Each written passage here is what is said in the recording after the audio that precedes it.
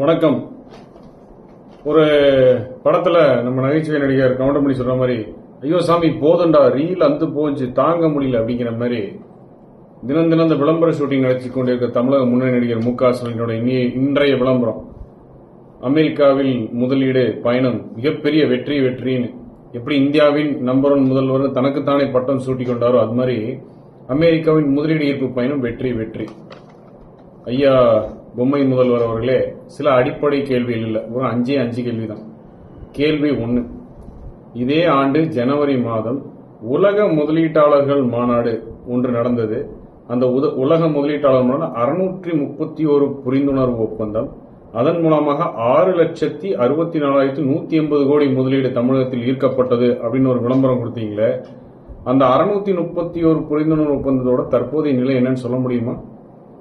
அதுல அமெரிக்காவை சார்ந்த நிறுவனங்களும் பங்கு பெற்றனன்னு ஒரு அறிவிப்பு கொடுத்தீங்க. அப்ப நீங்க இப்ப அமெரிக்காவுக்கு போய் பார்த்த நிறுவனங்கள்லாம் கண்ணுக்கு தெரியலையா, இல்ல அவங்களுக்கு அழைப்பை விடுக்கலையா? அப்ப 8 மாதத்துக்குள்ளாரே மீண்டும் அமெரிக்கா சென்று முதலீடு ஈர்க்கும் அளவுக்கு தான் உங்க உலக முதலீட்டாளர் மாநாடு ஏற்பாடுகள் கட்டமைப்புகள் இருந்துச்சா?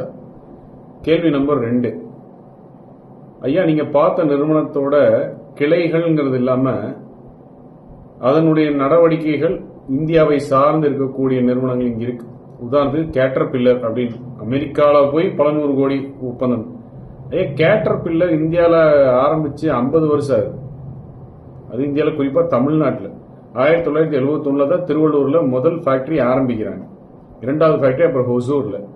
அதனுடைய பிரான்ச் ஆபீஸ் சென்னையிலேயே இருக்கு, R&D ஆபீஸ் சென்னையிலேயே இருக்கு.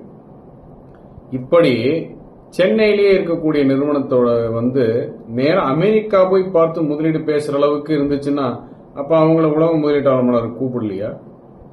ஒஹுமியம் அப்படின்னு சொல்லிங்கிற ஒரு நிறுவனம் 2021 இந்திய அரசோட புரிந்துணர்வு ஒப்பந்தம் போட்டு இப்ப இந்த ஜூலை மாசம் பெங்களூர்ல 2000 கோடி ரூபாய் முதலீடுல ஃபேக்டரி ஓபன் பண்றாங்க. கண்ணுக்கு தெரியல அவங்களுக்கு. அப்போ உலக முதலீட்டாளர் அவங்களை கூப்பிடணும்னு அந்த நிறுவனத்துல நேரா அமெரிக்கா போய் 400 கோடி முதலீடுக்கு செங்கல்படுன்னு விளம்பரம் கொடுக்குறீங்க. இப்படி எந்தெந்த நிறுவனத்துக்கு கிளைகள் இங்கேயே இருக்கோ அதை கூப்பிட்டு அழைப்பு விடுக்காம நீங்க அமெரிக்கா போய் பேசுற அளவுக்கு என்ன பெரிய முக்கியத்துவம் வாய்ந்துச்சு இந்த நிறுவனத்துக்கு? அவ்வளவு பெரிய நிறுவனங்கள உங்களுக்கு மதிப்பு மரியாதை ஒரு மாநில முதல்வர் அவ்வளவுதானே? 3வது கேள்வி, இந்தியாவிலேயே முதல் இவி பாலிசி, எலக்ட்ரானிக் வெஹிக்கிள்ஸ் பாலிசி, இவி பாலிசி, அப்புறம் எலக்ட்ரானிக்ஸ் மேனுபேக்சரிங் அண்ட் செமிகண்டக்டர்ஸ் பாலிசியை எடப்பாடியார் அறிவிச்சார். இந்தியாவிலேயே மற்ற மாநிலங்கள் அறிவிக்கிறதுக்கு முன்னாடியே அறிவிச்சாரு. இது மாதிரி இந்த 3 வருஷம் நீங்க என்ன பாலிசி சார் அறிவிச்சிட்டீங்க? அது ஏதோ இருக்கா? தரவுகள் இருக்கா? ஃபாக்ஸ்கான் நிறுவனம் ஐபோன் தயாரிக்க தொடங்கியது எடப்பாடியார் ஆட்சி காலத்துல. ஆனா டாடா ஐபோன் தயாரிப்பு நிறுவனத்தை பெங்களூர் கொண்டு போயிருச்சு. அப்புறம் விரிவாக்கம் தெலுங்கானாக்கு போயிருக்குது ஐபோனோட மேனுபேக்சரிங். அதெல்லாம் கண்ணுக்கு தெரியலையே சார் உங்களுக்கு? உலகமே முடங்கி இருக்கும் பொழுது கொரோனாவிலே 66,000 முதலீடுகள் ஈர்த்து இந்தியாவிலேயே முதலீடு ஈர்ப்பதில் முதன்மை மாநிலம் தமிழ்நாடுங்கிற பேர் எடப்பாடி ஆட்சி காலத்தை வாங்கணும். ஆனா நீங்க இப்ப போய் விளம்பரம் பேசுங்க வெற்றின்னு. முதலீடுகளுக்கு சிறந்த மாநிலம் அப்படிங்கறதுல தமிழ்நாடு 3வது இடத்திலிருந்து 7வது இடத்துக்கு வந்துருச்சு. அதை பத்தி பேச மாட்டேங்கிறீங்க. அப்ப நீங்க சொல்ற அந்த ஃபார்ச்சூன் 500 கம்பெனிஸ் எல்லாம் இதெல்லாம் பார்க்க மாட்டாங்களா? யார் சார் உங்களுக்கு இந்த ஐடியா கொடுத்தது? இன்னும் 2 மாசத்துல அமெரிக்கால தேர்தல் வரப்போகுது. தேர்தல் நேரத்தில் போய் இங்க முதலீட்டு ஈர்க்கலாம்னு சொல்லி போனீங்களே, யார் சார் உங்களுக்கு இந்த ஐடியா கொடுத்தது? டொனால்டு டிரம்ப் அமெரிக்காவிலிருந்து வெளியேறக்கூடிய அனைத்து முதலீடுகள், குறிப்பாக மேனுபேக்சரிங் செக்டார்ல இருக்கக்கூடிய முதலீடுகளை சீர்தூக்கி பார்க்கணும், அதை மறுபரிசீலனை செய்யணும், இந்த வேலை வாய்ப்புகளை வெளியே போகாம தடுப்பேன் அப்படின்னு பிரச்சாரம் பண்ணிட்டு இருக்கிறாரு. நீங்க போய் போர்டு நிறுவனம் பெருமை பேசிட்டு வரீங்க. அதே போர்டு நிறுவனம் 2022 நான் உற்பத்தியை நிறுத்துறேன்னு சொல்லி 2 கார் நிறுவனங்களோட பேச்சுவார்த்தை நடத்திட்டு இருந்துச்சு. அப்ப கண்ணுக்காது வாயெல்லாம் மூடி வேடிக்கை பார்த்துட்டு இருந்தீங்க. ஒரு அரசாங்கமும் எந்த வேலையும் செய்யாம இப்ப போய் புதுசாக போர்டு நிறுவனம் ஒப்புதல்லாம் தெரிவிக்கல, தொடங்கலாமான்னு இசைவு கொடுக்குறோம்னு கொடுத்துருங்க. இனிமேதான் சாத்திய கூறுகள்லாம் பார்ப்பாங்க அப்படின்னு. எதுக்கு இந்த வெத்து விளம்பரம்? ஏட்டு சுரக்காய் கறிக்கு உதவாத மாதிரி இந்த மு.க.ஸ்டாலினின் விளம்பர சுரக்காய் தமிழ்நாட்டுக்கு உதவாதுங்கிறது தெளிவா தெரியுது. ட்ரிலிட்ரான்னு ஒரு கம்பெனி சார், 1114 கோடி ரூபாய் தான் அதோட டேர்ன் ஓவருக்கு அப்புறம் தான் அதுல இருக்கிற செலவினங்கள் வரவு செலவெல்லாம் கழிப்பாங்க. அமெரிக்கா மதிப்பு $121.9 மில்லியன். இந்திய மதிப்புல 1014 கோடி ரூபாய் டேர்ன் ஓவர். 1000 கோடி டேர்ன் ஓவர் பண்ற கம்பெனி எப்படி சார் 2000 கோடி முதலீடு பண்ணு?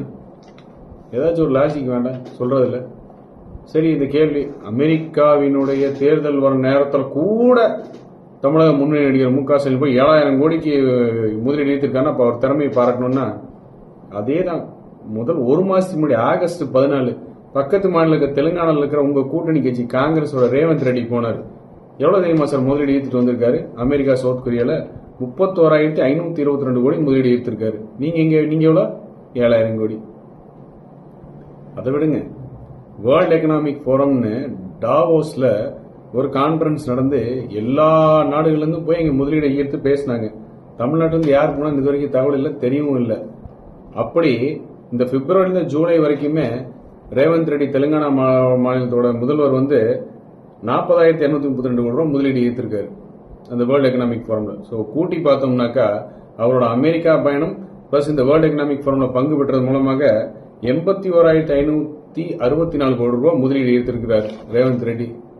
நீ விளம்பரம் கொடுக்கறது முக்கியமா இருப்பீங்களா? வெறும் சான் பிரான்சிஸ்கோல 8, சிகாகோல 11, மொத்தம் 19 நிறுவனம் புரிந்துணர்வு ஒப்பந்தங்கள் மீறி எல்லாத்தையும் பார்க்கறதுக்கு ஒரு 4 நாள் டைம் ஆயிருக்கும். 17 நாள் போறேன். நீங்க உங்களை மாதிரி எங்க எடப்பாடியார் குடும்பத்தோட போல இப்படியே கை வரிசை போட்டோ போஸ்ட் கொடுக்கல, இல்ல சைக்கிள் ஓட்டி விளம்பரம் கொடுக்கல. விளம்பரம் தான் வாழ்க்கைன்னு நீங்க நினைச்சிட்டு இருக்கீங்க. என்னமோ தமிழக மக்கள் எல்லாம் இதை நம்பி ஆனந்த கூத்தாடுற மாதிரி. விளம்பரத்தை தயவு செஞ்சு நிறுத்துங்க, போதும். 3வது இடத்துல இருந்த தமிழகம் 7வது இடத்துக்கு போயிருக்குன்னா அதை பத்தி ஒரு அறிக்கை தில்லு இருந்த விவாதத்துக்கு பேசுங்க. இது தவறுன்னு பேசுங்க, இல்ல சரின்னு பேசுங்க, இல்ல சரி செய்யறோன்னு பேசுங்க. விளம்பரத்திலே இதுக்கு